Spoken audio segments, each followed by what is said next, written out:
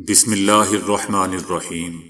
السلام علیکم دوستو، دنیا بھر کی خبروں میں آج آپ سنیں گے، لیکن اس سے پہلے اگر ہو سکے تو لائک اور سبسکرائب کا بٹن ضرور دبا لیں۔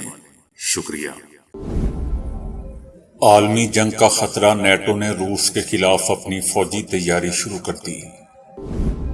نواز شریف کے الیکشن لڑنے پر پابندی ختم ہو چکی ہے، اسحاق ڈار۔ یوکرین میں جنگ کے اگلے مورچوں پر شدید لڑائی جاری۔ ترکی نے موساد کے 7 جاسوس گرفتار کر لیے۔ بی جے پی الیکشن جیتتی ہے تو شور مچاتی ہے، ہارتی ہے تو بکھر جاتی ہے، کانگریس۔ امید کا نیا سورج طلوع ہونے والا ہے، شہباز شریف۔ ایران اور فرانس کے واقعات کا موازنہ۔ اس شہر کی سڑکوں پر سوٹ کیس گھسیٹنا کیوں منع ہے؟ پی ٹی آئی دور حکومت میں 29 افراد کی فوجی عدالتوں میں سزائیں۔ تو آئیے چلتے ہیں تفصیل کی جانب۔ مغربی ممالک کے فوجی اتحاد نیٹو نے روس کے خلاف اپنے نئے فوجی منصوبے تیار کرنا شروع کر دیے ہیں۔ نیٹو کے ہیڈ کوارٹر میں فوجی کمیٹی کے سربراہ ایڈمرل راب کا کہنا تھا کہ اگرچہ روس کی زمینی افواج کا بڑا حصہ یوکرین میں لڑ رہا ہے، لیکن اس کی افواج اب بھی ہمارے لیے خطرہ ہے۔ انہوں نے کہا کہ ہمیں یقین ہے کہ روس دوبارہ نئے سرے سے خود کو تشکیل دینے جا رہا ہے، اور اسی لیے نیٹو کے منصوبے روسی فوج کی موجودہ حیثیت کو دیکھتے ہوئے نہیں، بلکہ یوکرین حملے سے پہلے اس کی حیثیت کو مد نظر رکھتے ہوئے بنائے گئے ہیں۔ انہوں نے مزید کہا کہ جوہری صلاحیتوں کے علاوہ ہم روس کو سمندروں، فضاؤں اور خلا میں ایک سنگین خطرے کے طور پر دیکھتے رہیں گے، کیونکہ اس کی افواج بہت قابل ہے۔ اسحاق ڈار نے کہا ہے کہ آئی ایم ایف کے ساتھ معاہدے کے بعد دوست ممالک اور امداد دینے والے دیگر اداروں سے جولائی میں 5.6 ارب ڈالرز موصول ہوں گے۔ اسحاق ڈار نے کہا کہ نواز شریف کے الیکشن لڑنے پر اب پابندی ختم ہو چکی ہے، نئے قانون کے تحت اب وہ الیکشن لڑ سکتے ہیں۔ نواز شریف امارات سے عمرہ کرنے سعودی عرب جا رہے ہیں، جس کے بعد وہ انگلینڈ جائیں گے۔ پارٹی جب کہے گی نواز شریف انگلینڈ سے پاکستان آئیں گے۔ نواز شریف پر وہی کیس تھا جس میں مریم نواز بری ہو چکی۔ اب نواز شریف بھی بری ہو جائیں گے۔ جو معیشت 2013 میں ڈیفالٹ کے قریب تھی، اسے نواز شریف نے 2017 میں دنیا کی 24ویں بڑی معیشت بنا دیا۔ ہمیں ان کی لیڈرشپ کی ضرورت ہے۔ اسحاق ڈار نے کہا کہ 8 ماہ بہت مشکل گزرے، کرنٹ اکاؤنٹ خسارہ بہت کم ہوتا ہوا نظر آ رہا ہے۔ وزیر خزانہ نے یہ بھی کہا کہ چینی اور امریکی سفیر سے بھی ملاقات ہوتی رہی ہے۔ اس معاہدے کے تحت ہم نے 5.6 بلین ڈالر کی بیرونی فنانسنگ حاصل کرنی ہے۔ ورلڈ بینک کا 3 سال سے لٹکا ہوا پروگرام ہم نے مکمل کیا۔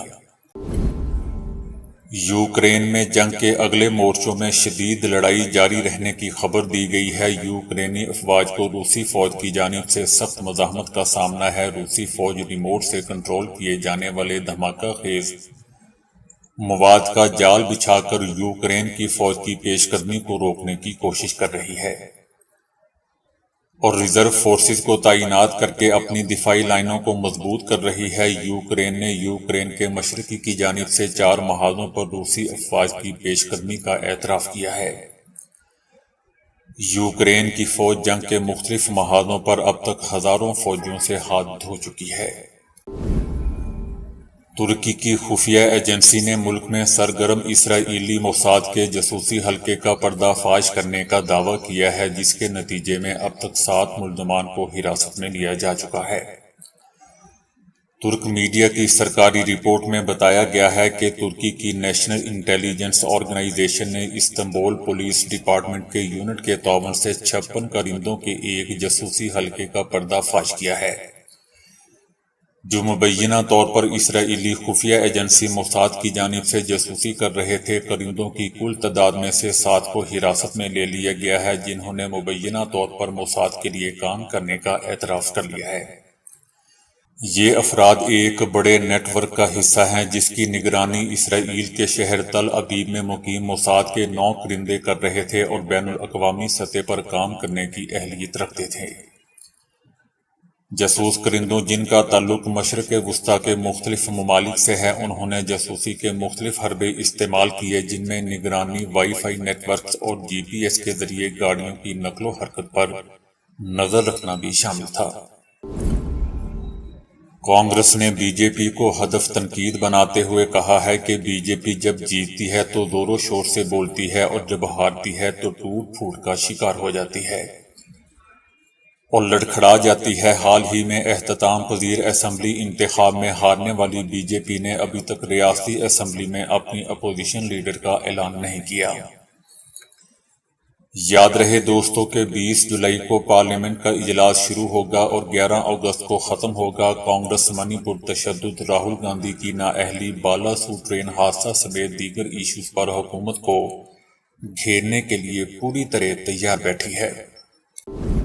شہباز شریف نے کہا ہے کہ امید کا نیا سورج طلوع اور ملک ترقی کے راستے پر گامزن ہو چکا ہے۔ شہباز شریف نے مزید کہا کہ نواز شریف نے معاشی ترقی، مہنگائی میں کمی اور پاکستان کی تعمیر و ترقی کا سفر جہاں چھوڑا تھا وہیں سے دوبارہ آغاز ہو رہا ہے۔ شدید مایوسیوں کے بعد امید کا نیا سورج طلوع ہو رہا ہے۔ سرمایہ کاروں اور کاروباری برادری کا اعتماد تیزی سے بحال ہو رہا ہے۔ پاکستان کی ترقی کے بیج جڑ پکڑنا شروع ہو چکے ہیں۔ جس طرح سے سی پیک کا آغاز کیا، معیشت بحال کی، مہنگائی 4% اور کھانے پینے کی اشیاء کی شرح 2% پر لائے تھے، ترقی کی شرح 6.1% اور پالیسی ریٹ 6.5% پر تھا، اب دوبارہ ترقی کے اسی سفر کی طرف لوٹ رہے ہیں۔ انشاءاللہ عوام کو مہنگائی سے نجات دلائیں گے، نوجوانوں کو روزگار، کاروبار اور معاشی خود مختاری سے ہمکنار کریں گے۔ ایران میں پچھلے سال کی بد امنی اور آج فرانس میں جو کچھ ہو رہا ہے، اس میں فرق یہ ہے کہ فرانس میں اس کے پیچھے کوئی غیر ملکی ہاتھ نہیں ہے، جبکہ ایران میں اسرائیل سمیت کئی عناصر ملوث تھے۔ ایران اور فرانس کے واقعات کی نوعیت سے قطع نظر فرانس نے حالیہ واقعات کا جس طرح سامنا کیا وہ بہت سوچنے والا اور قابل غور ہے۔ آج کل میکرون اور دیگر عہدیداروں کو ایک لمحے کا آرام اور سکون میسر نہیں ہے۔ شہروں میں مظاہروں کا دائرہ دن بدن پھیلتا جا رہا ہے اور مظاہرین کا یہ سوال کہ پولیس نے ایک غیر مسلح 17 سالہ نوجوان کو گولی مار کر کیوں مارا۔ مظاہرین کا کہنا ہے کہ انہیں مقتول نوجوان کو مارنے والے کی سزا کی کوئی امید نہیں ہے۔ فرانس کا عدالتی ڈھانچہ پولیس کو ایک طرح کا آئینی اور قانونی استثنا دیتا ہے۔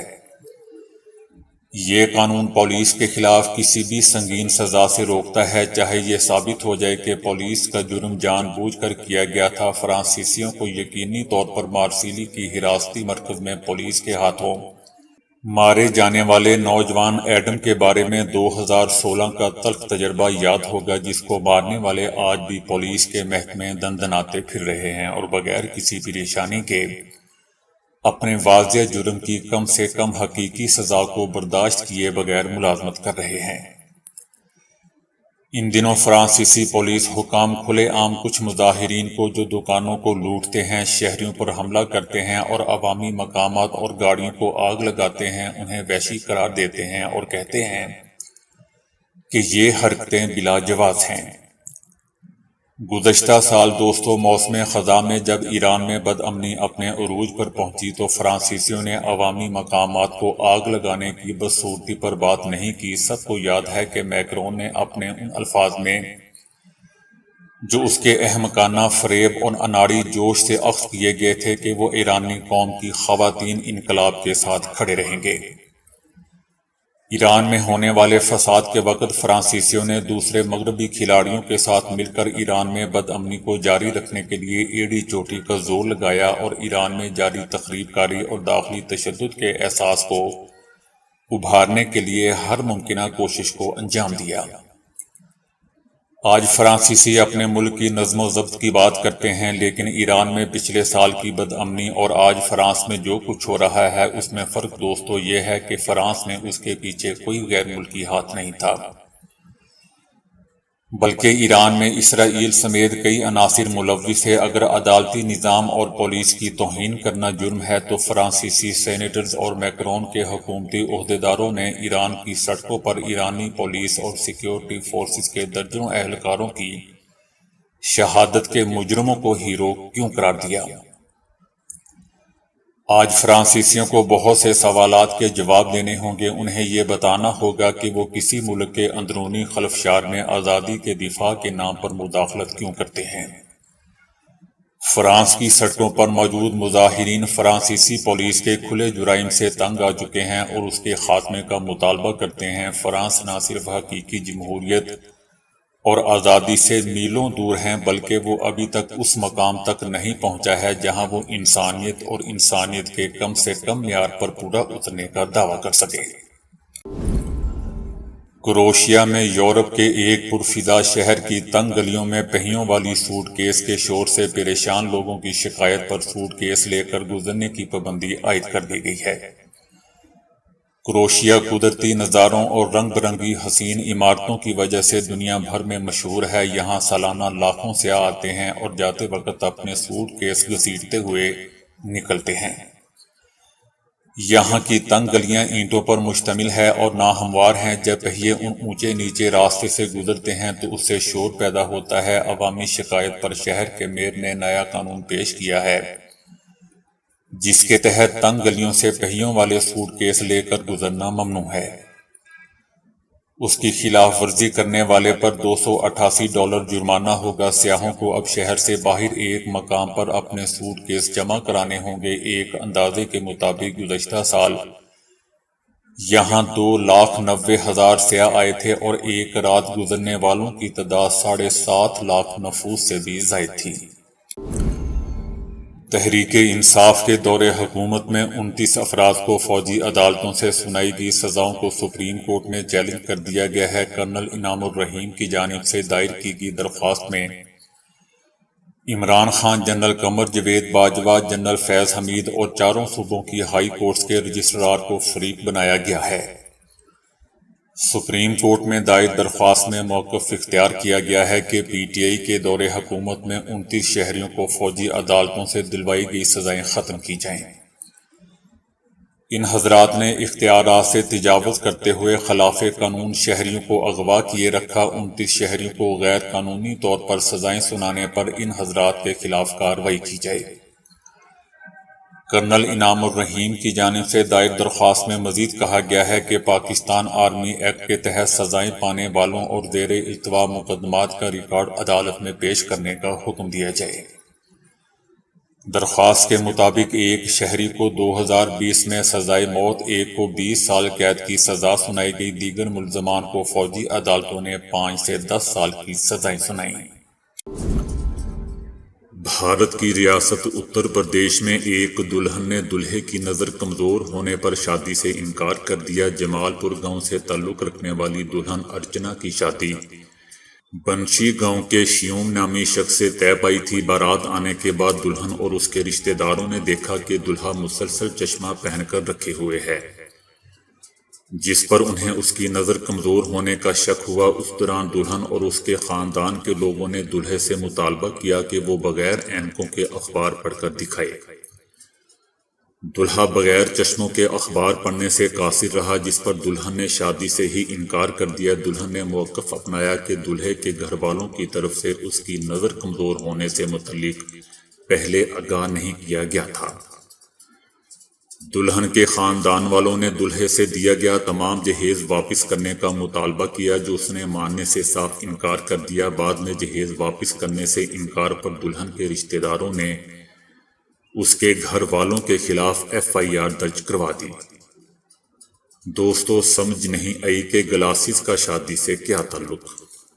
شکرقندی ایک مشہور جڑ ہے۔ پاکستان اور بھارت میں ہر جگہ بکثرت پیدا ہوتی ہے۔ اگرچہ یہ کھانے میں لذیذ ہوتی ہے اور قابل قدر غذائیت رکھتی ہے، لیکن قیمت کے اعتبار سے سستی ہوتی ہے، اس لیے امیر لوگ اس کی طرف رغبت نہیں رکھتے، البتہ غریب لوگ نہایت ہی شوق اور رغبت سے کھاتے ہیں۔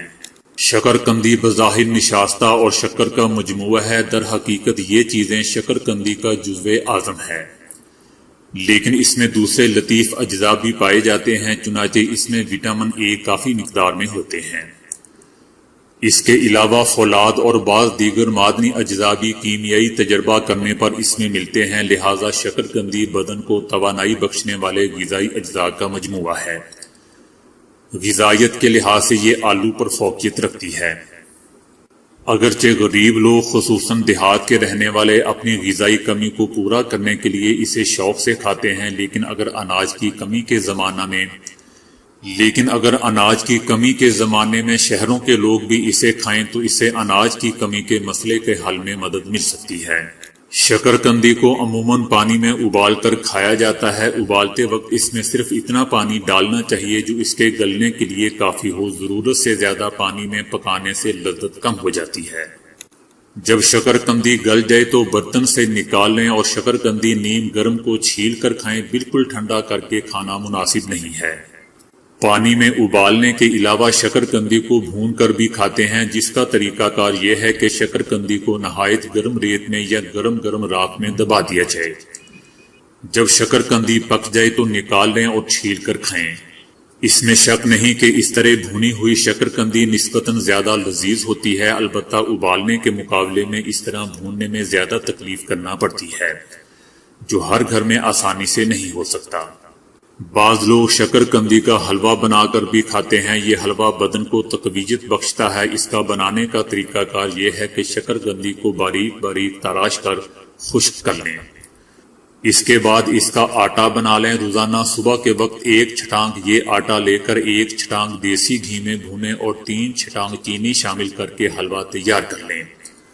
ذائقے کے لیے اگر آپ چاہیں تو اس میں مغز بادام، مغز پستہ اور ناریل باریک تراش کر شامل کر سکتے ہیں۔ دوستو، یہ حلوہ دماغ کو طاقت دیتا ہے، جسم کو موٹا کرتا ہے اور قوت مدافعت کو بڑھاتا ہے۔ اس کے علاوہ یہ حلوہ اکسیر کا درجہ رکھتا ہے۔ دوستو، شکرقندی کے جہاں جہاں فوائد ہیں وہاں اس کے نقصانات بھی ہیں۔ یہ قبض کرتا ہے، اس لیے کمزور معدے والے احباب اسے استعمال نہ کریں۔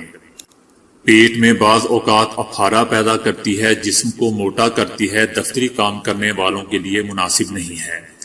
یہ دیر میں ہضم ہوتی ہے، البتہ اگر چینی یا شہد ملا کر کھائی جائے تو پھر اس کی یہ خاصیت ختم ہو جاتی ہے، یا پھر کالی مرچ اور نمک وغیرہ لگا کر اس کو استعمال کیا جائے۔ شوگر کے مریض شکرقندی استعمال نہ کریں، اسی طرح دل کے مریض بھی اسے استعمال نہ کریں، البتہ شکرقندی استعمال کرنے کے بعد تھوڑی سی سونف چبا لینے سے اس کے مضر اثرات دور ہو جاتے ہیں، مگر دوستو پرہیز ہی ہوتا ہے۔